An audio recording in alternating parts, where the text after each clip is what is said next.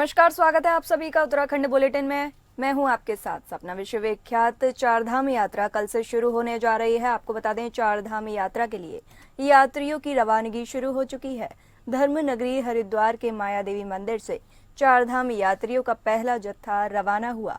माया देवी मंदिर में पूजा अर्चना के बाद स्थानीय ट्रैवल कारोबारी और पर्यटन विभाग के अधिकारियों ने यात्रियों के दल को हरी झंडी दिखाकर रवाना किया। इस दौरान यात्री भी खासे उत्साहित नजर आए और चारधाम की जय जयकार के साथ यात्रा को रवाना हुए। दूसरे प्रदेशों से पहुंचे चारधाम यात्री पहली बार चारधाम की यात्रा के लिए जा रहे हैं और यात्रा को लेकर काफी उत्साहित हैं।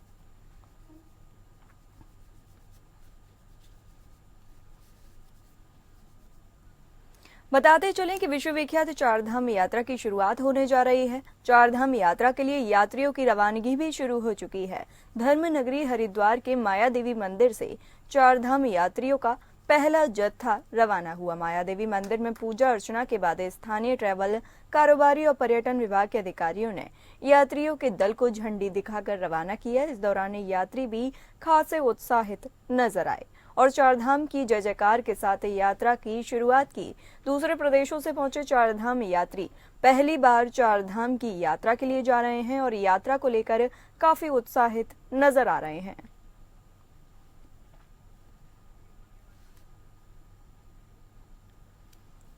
इसी के साथ ही ज्यादा जानकारी के लिए हमारे संवाददाता रुपेश वालिया हमसे जुड़े हुए हैं। रुपेश, आपसे जानेंगे चारधाम यात्रा को लेकर श्रद्धालुओं में किस तरह के जोश नजर आ रहे हैं।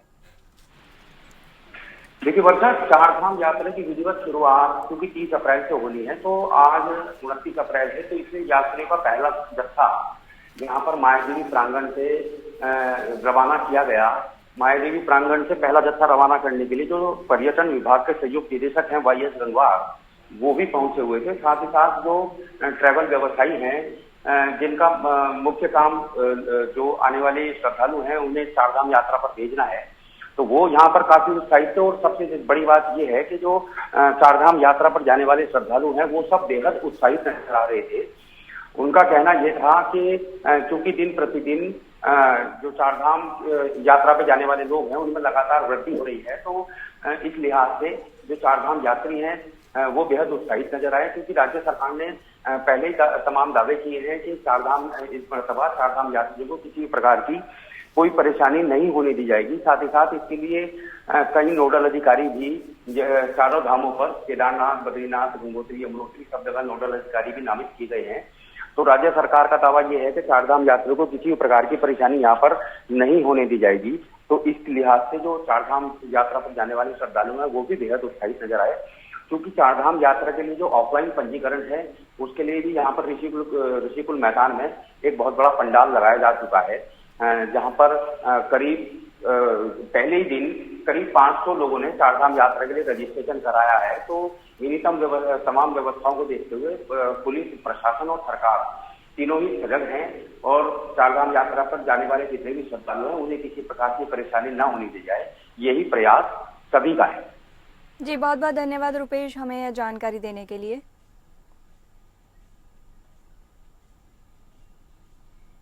उत्तराखंड में चारधाम यात्रा को लेकर आरटीओ प्रशासन मुस्तैद रहेगा। बताते चलें कि उत्तराखंड में चारधाम यात्रा के दौरान बिना ग्रीन और ट्रिप कार्ड के किसी भी वाहन को यात्रा मार्गों पर जाने की अनुमति नहीं दी जाएगी।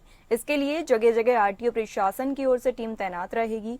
देहरादून के आरटीओ संदीप सैनी ने बताया कि इसके लिए पहले से ही विभागीय स्तर पर तैयारी कर ली गई है। उन्होंने बताया कि इस बार रोडवेज से 125 बसों को यात्रा मार्गों पर संचालित किया जा रहा है। इसके अलावा सैकड़ों प्राइवेट वाहन भी मुहैया कराए गए हैं। इसके साथ साथ कुमाऊं से भी जरूरत पड़ने पर वाहनों को मंगाया जाएगा। आरटीओ संदीप सैनी ने सभी तीर्थ यात्रियों से अपील की है कि लंबी दूरी के वाहनों को लाने के बाद वाहन चालकों को समय समय पर आराम करने के बाद ही आगे की यात्रा करने दी जाए, जिससे किसी भी तरह की परेशानी का सामना न करना पड़े। इसके साथ साथ सरकार की ओर से जो एसओपी बनाई गई है उसका भी सभी को पालन करना अनिवार्य रहेगा।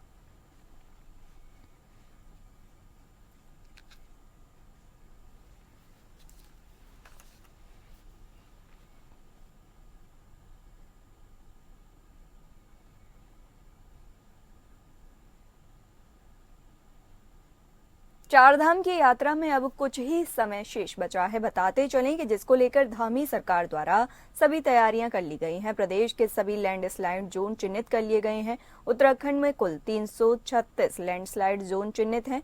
इनमें गढ़वाल मंडल के जिलों में 163 लैंडस्लाइड जोन चिन्हित हैं।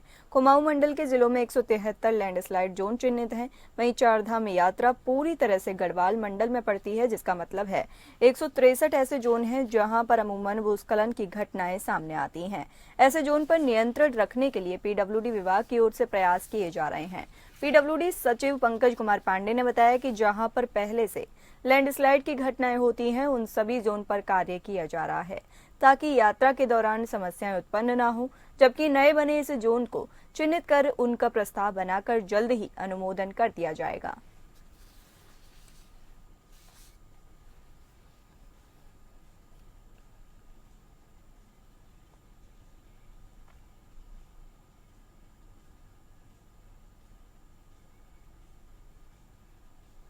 बीजेपी के तमाम विधायक इन दिनों सोशल मीडिया पर छाए हुए हैं। बताते चलें कि हाल ही में विकास नगर से बीजेपी विधायक मुन्ना सिंह चौहान का एक वीडियो सामने आया है, जिसमें उन्होंने अवैध खनन को न सिर्फ अपने कैमरे में कैद किया बल्कि पुलिस की कार्यशैली पर भी सवाल खड़े कर दिए। इसी तरह का एक वीडियो भाजपा के वरिष्ठ नेता और डीडी हाट से विधायक बिशन सिंह चौफाल का भी सामने आया है। वीडियो में विधायक चौफाल निर्माण कार्य में घटिया सामग्री के इस्तेमाल पर सवाल खड़े कर रहे हैं। सरकार के विधायकों द्वारा उठाए गए इन सवालों पर राजनीति बहस शुरू हो गई है। कांग्रेस को एक तरह से फिर से धामी सरकार के घेरने का मौका मिल गया है। उत्तराखंड कांग्रेस की प्रदेश प्रवक्ता प्रतिमा सिंह का कहना है कि उत्तराखंड में भाजपा के विधायकों के सब्र का बांध शायद टूटने लगा है, क्योंकि उत्तराखंड कैबिनेट विस्तार फिर से ठंडे बस्ते में चला गया है। ऐसे में जो विधायक अपने आप को कैबिनेट में शामिल होने के प्रबल दावेदार मानते थे, उन्हें अपने सपने टूटते हुए नजर आ रहे हैं और इसलिए ये विधायक सड़कों पर उतरकर अपनी ही सरकार की पोल खोलने में लगे हुए हैं।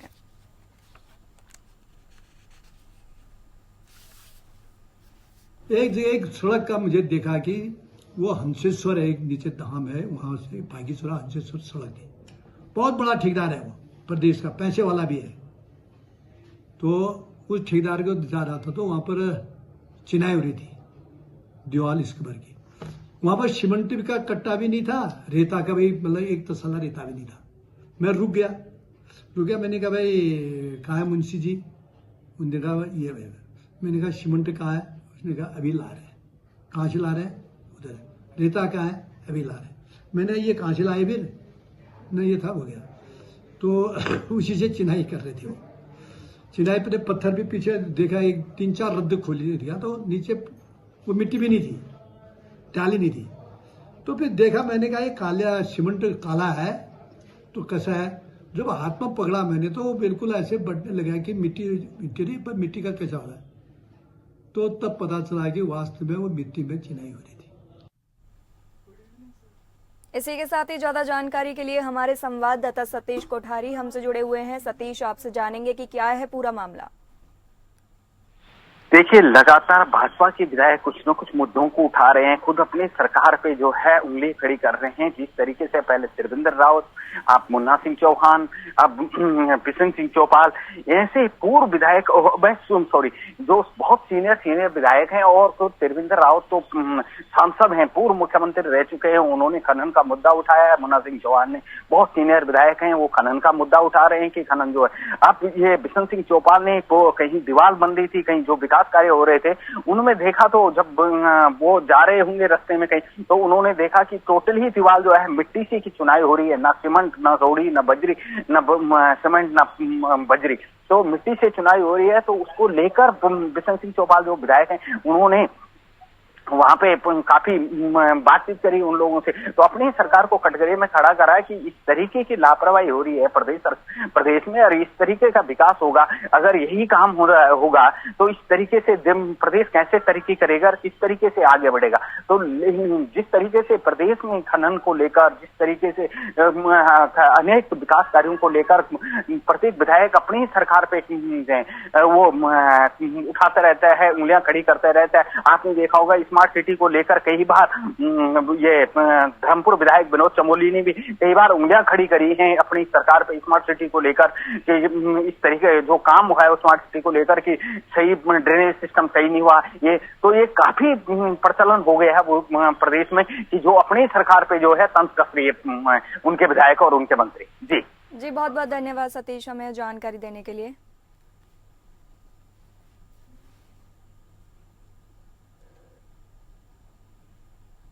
केदारनाथ यात्रा के दौरान साल 2024 में 31 जुलाई के दिन आई आपदा के बाद तमाम लोग अभी भी लापता हैं। हालांकि प्रशासन की ओर से सभी लोगों को ढूंढने की कवायद अभी भी लगातार जारी है। कई लोग अपने परिजनों की पूछताछ करने में अभी भी पहुंच रहे हैं। ऐसे ही लापता 2 युवकों के परिजनों ने राजधानी देहरादून पहुंचकर अपने लिए न्याय की गुहार लगाई है।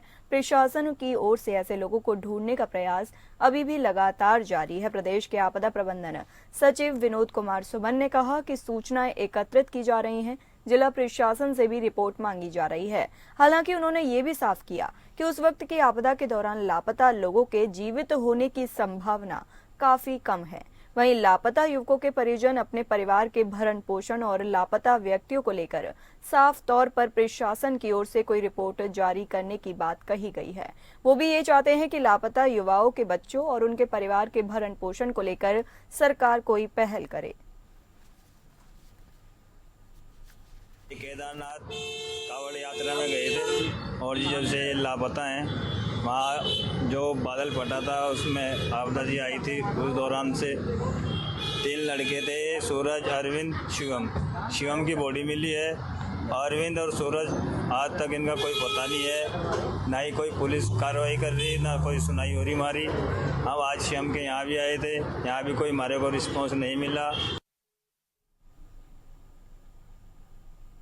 सरकारी सस्ते गल्ले की दुकानों में लैपटॉप पर अंगूठे के बायोमेट्रिक सिस्टम से मिलने वाला राशन अब गुजरे जमाने की बात होगी। आगामी मई के महीने में अब नए स्मार्ट हैं, पीडीएस सिस्टम से राशन मिलने जा रही है। हालांकि राशन पुराने मानकों से ही मिलेगी, लेकिन सिस्टम जरूर नया होगा। खाद्य एवं नागरिक आपूर्ति विभाग की माने तो अगले महीने से लैपटॉप की जगह ई पास सिस्टम से राशन का वितरण होगा। सभी ग्रेड डीलरों को नए ई पास सिस्टम को संचालित करने का प्रशिक्षण दिया जाएगा। ई पास सिस्टम से यदि छेड़छाड़ की गई तो विभाग उसे डिवाइस की पूरी वसूली भी करेगा। बताया कि अभी तक नए ई पास सिस्टम के तहत हरिद्वार, नैनीताल और यूएस नगर में राशन वितरण का कार्य शुरू हो गया है। नया ई पास डिवाइस स्मार्टफोन और टैबलेट की तरह काम करेगा, जो कि एंड्रॉयड ऑपरेटिंग सिस्टम 13 से लैस किया गया है। 7 इंच के डिस्प्ले के साथ इसे आसानी से संचालित किया जा सकेगा। मोबाइल सिग्नल सर्वे के आधार पर इस उपकरण में अपग्रेड सिम इनबिल्ट की गई है। इस उपकरण को हिंदी व अंग्रेजी दोनों भाषाओं में संचालित किया जा सकता है।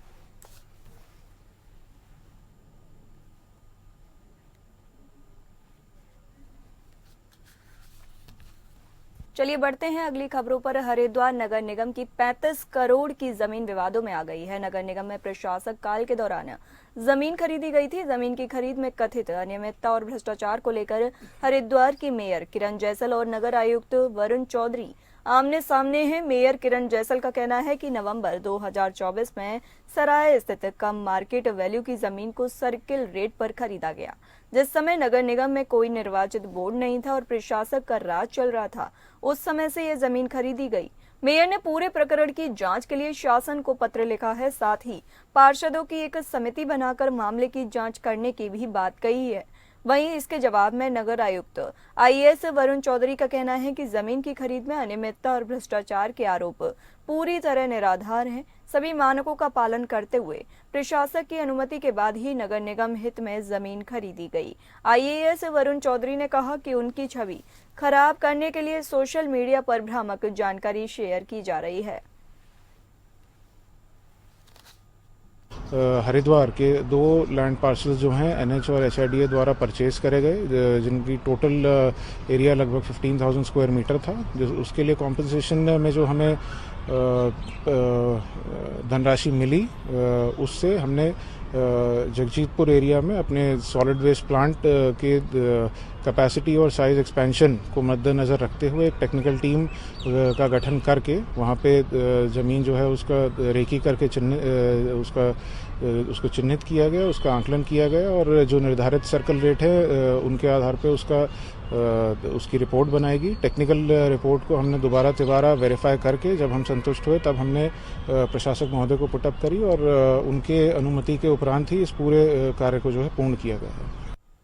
हरिद्वार पुलिस ने एक खास संवाद कार्यक्रम का आयोजन किया। बताते चलें कि रोशनाबाद पुलिस लाइन सभागार में संवाद कार्यक्रम आयोजन किया गया। संवाद में पुलिस के इंस्पेक्टर, सभी रैंक के पुलिसकर्मी और अधिकारियों को ओपन फोरम देकर उनसे सुझाव और समस्याओं की जानकारी मांगी गई। संवाद में तमाम पुलिसकर्मियों ने पुलिसिंग और नौकरी के दौरान आने वाली कई समस्याओं के बारे में एसएसपी को अवगत कराया, जिस पर एसएसपी ने भी सभी वाजिब समस्याओं पर विचार करने और उनके जल्द निराकरण करने का आश्वासन दिया।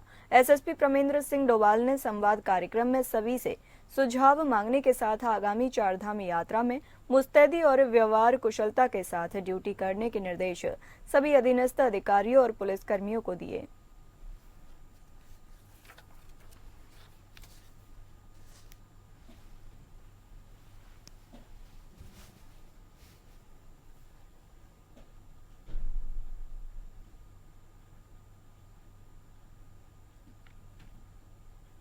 उधम सिंह नगर से एक नाबालिग के साथ दुष्कर्म का मामला सामने आया है। उत्तराखंड के उधम सिंह नगर जिले के खटीमा में एक नाबालिग किशोरी के साथ सामूहिक दुष्कर्म के मामले में न्यायालय के आदेश पर मुकदमा दर्ज किया गया है। पीड़िता की मां ने शिकायत पत्र में बताया कि उनकी नाबालिग बेटी को 6 मार्च को अगवा कर लिया गया था और 2 दिन बाद वो बनवसा जंगल में बेहोशी की हालत में मिली।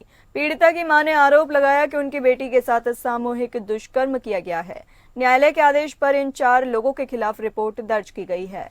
थानाध्यक्ष को शीघ्र घटना के खुलासे के निर्देश दे दिए गए। इस पूरे मामले में पुलिस अधिकारी मीडिया के सवालों से बचते हुए नजर आ रहे हैं। पीड़िता की मां ने आरोप लगाया कि उन्होंने पुलिस को तहरीर दी थी, लेकिन कोई कार्रवाई नहीं की गई। इसके बाद उन्होंने कोर्ट में शिकायती पत्र दिया, जिसके बाद कार्रवाई की गई। न्यायालय के आदेश पर नाबालिग के साथ दुष्कर्म के मामले में झनकैया थाने में 4 लोगों के विरुद्ध रिपोर्ट दर्ज कर ली गई है। पुलिस अब इस मामले की जांच कर रही है और आरोपियों को गिरफ्तार करने की भी कोशिश कर रही है।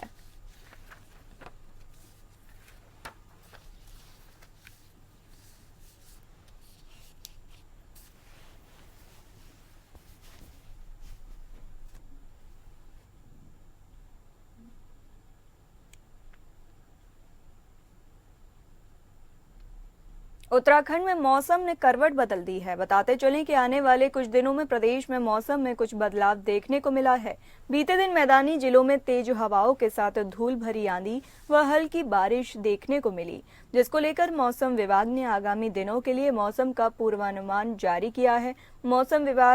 मौसम विज्ञान केंद्र देहरादून के निदेशक डॉक्टर विक्रम सिंह ने बताया कि आगामी 30 अप्रैल तक मौसम सामान्य रहने वाला है, जिसमें तापमान अधिकांश जगहों पर सामान्य रहेगा, लेकिन मई के पहले सप्ताह में मौसम में फिर बदलाव देखने को मिलेगा, जिसमें अधिकांश जगहों पर तेज बौछारें, हवाओं के साथ ही कुछ जगहों पर बिजली कड़कने जैसी स्थितियां भी देखने को मिल सकती हैं, जिसके चलते तापमान सामान्य व उससे नीचे बना रह सकता है।